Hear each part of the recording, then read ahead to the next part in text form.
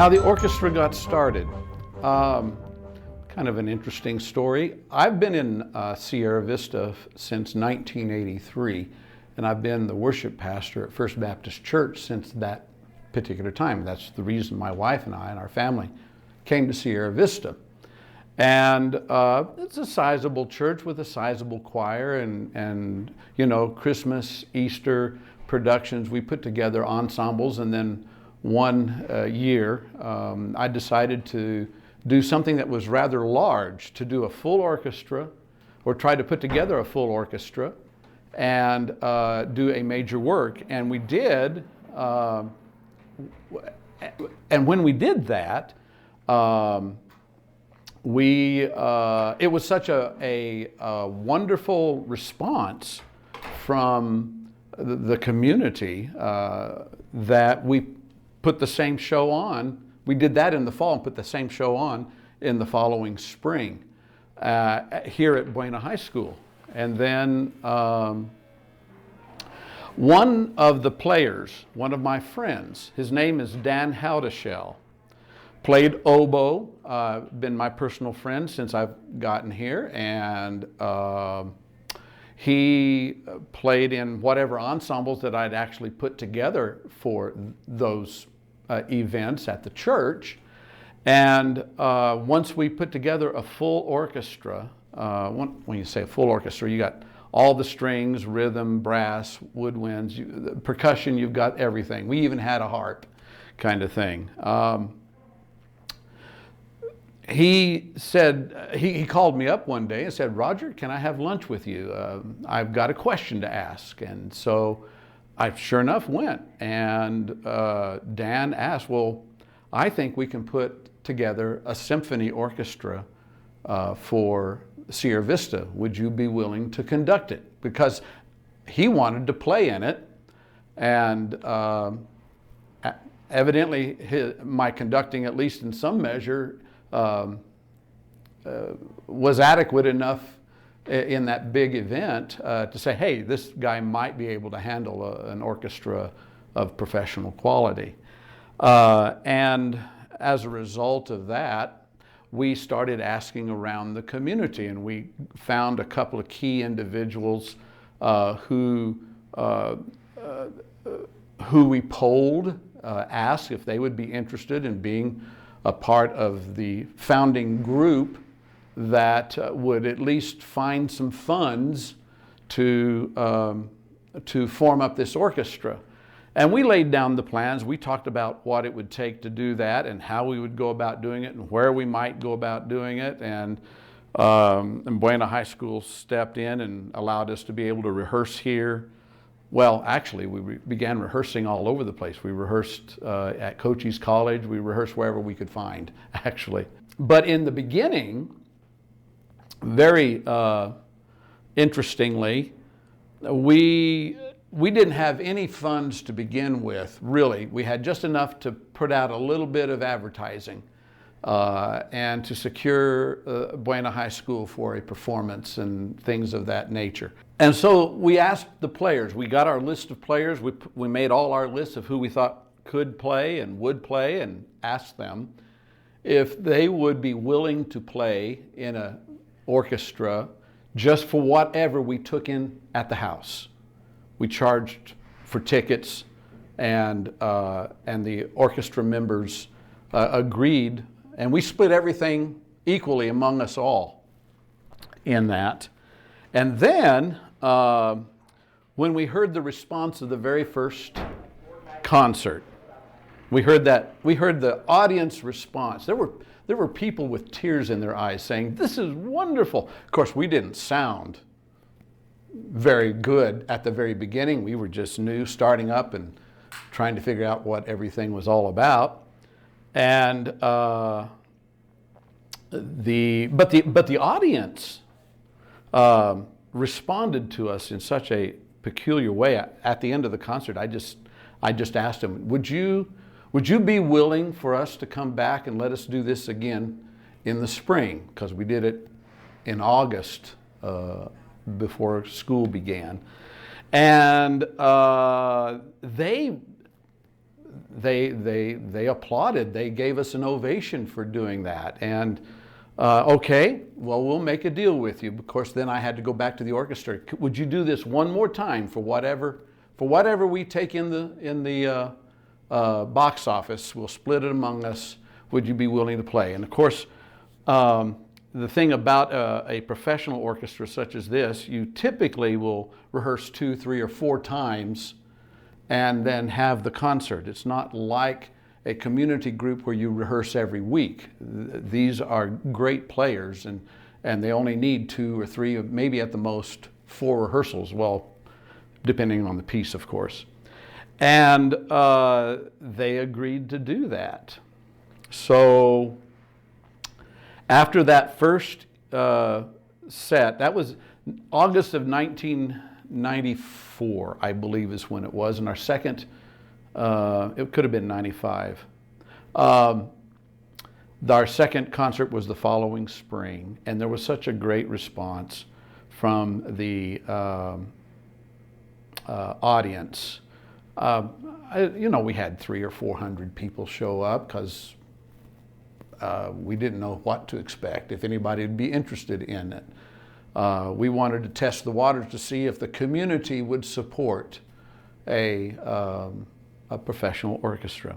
And so it was partly a test not only for the players, but a test for the audience as well. See if they would participate in help spreading the word, as it were. And that began our first full season. And so we put all the wherewithal together. We formed up in that first year between the first and second concert. The first thing we had to do was get a bank account that required us to get an employee identification number from the IRS. And then we applied for a 501c3. No, we had to do an incorporation in order to get that. And then we applied for the 501c3. We had people, and we put together a board of directors who became a working board. I mean, they covered every aspect of looking after and helping along the administrative aspects of fielding an orchestra.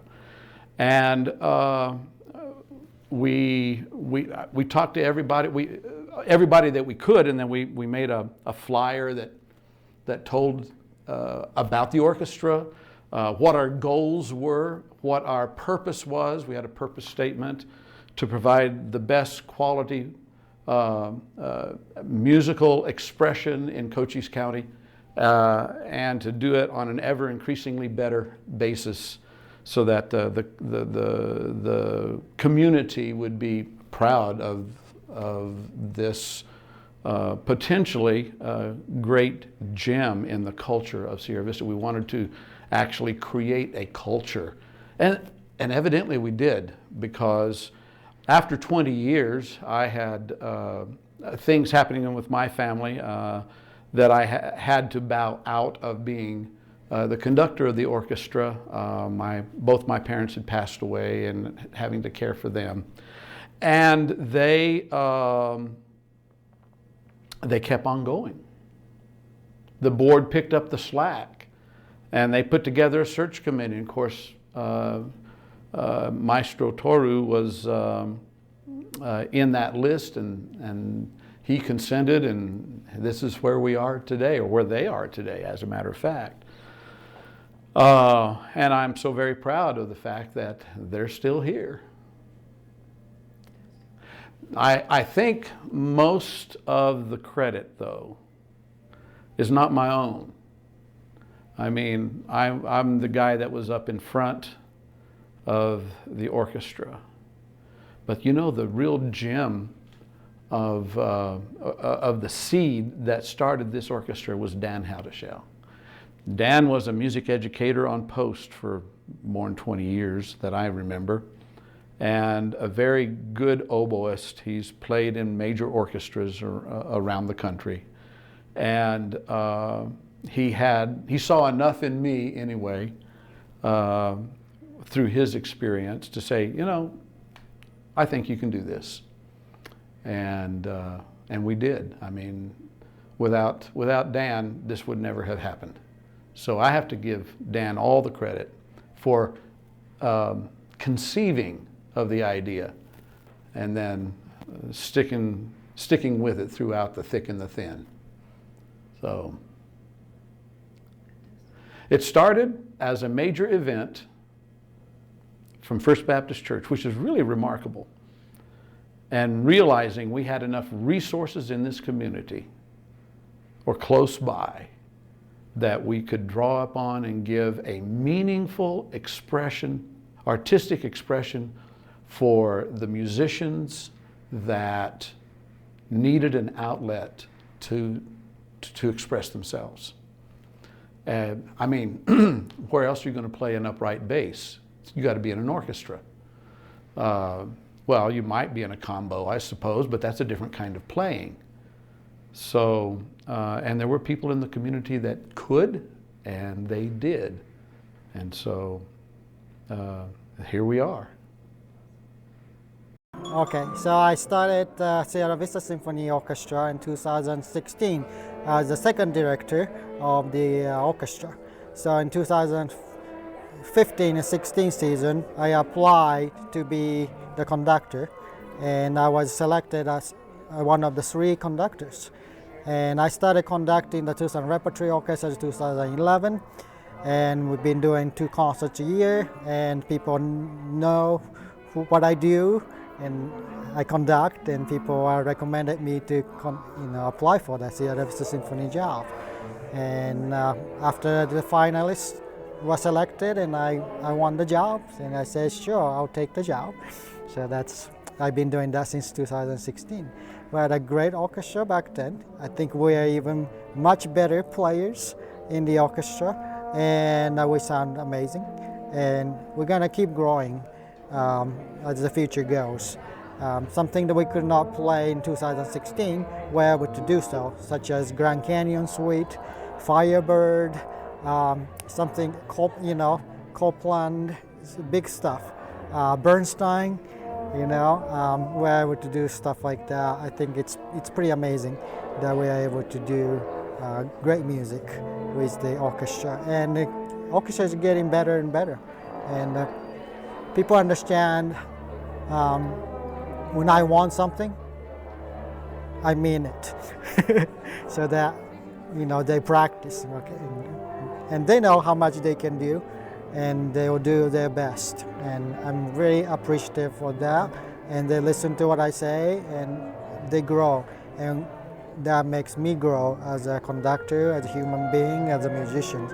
And I'm looking forward to the season 30, and even getting better. And another cool thing about being a director is that I can collaborate with people.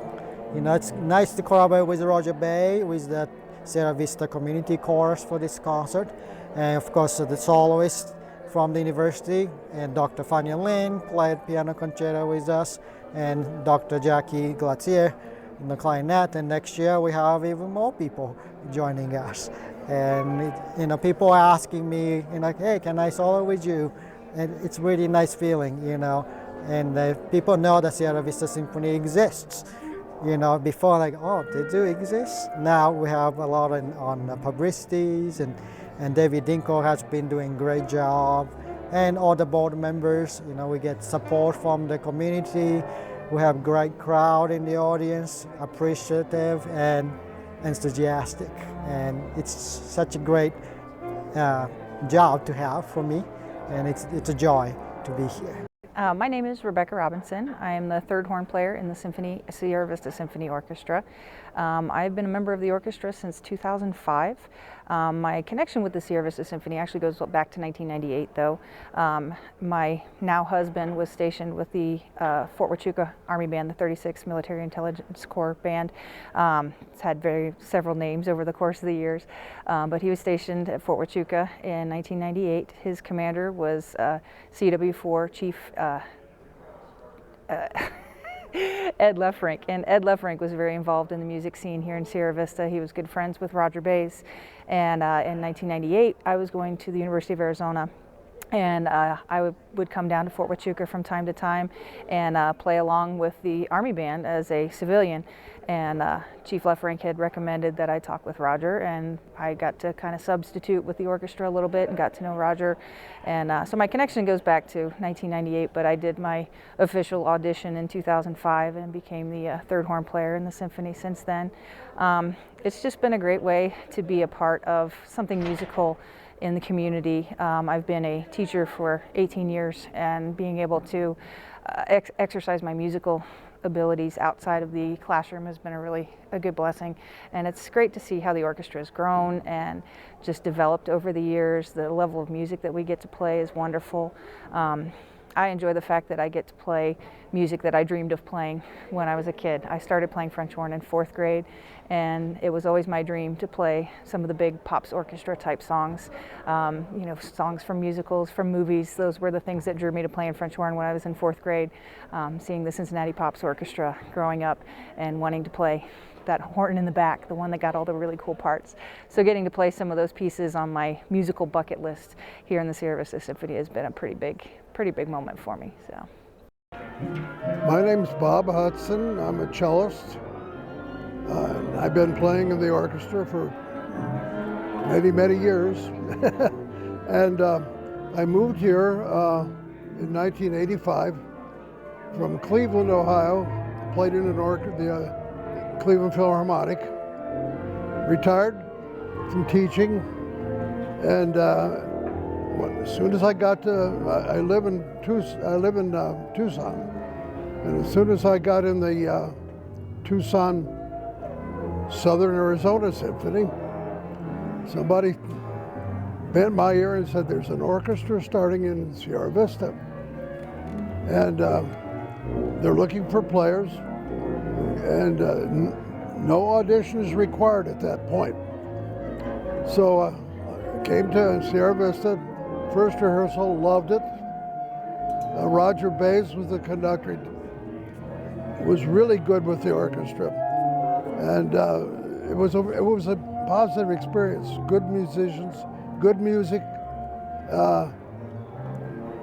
Very seldom did we do any popular stuff. Most of it was classical music or romantic, and from the beginning, the orchestra was well attended, the concerts were well attended,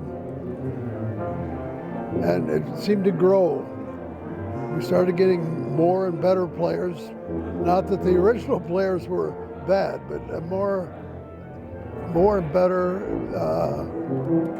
players with backgrounds and coming from different places.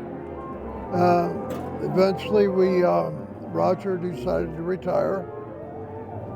So Toru Tagawa came in, and Toru was teaching in Tucson at Canyon del Oro High School,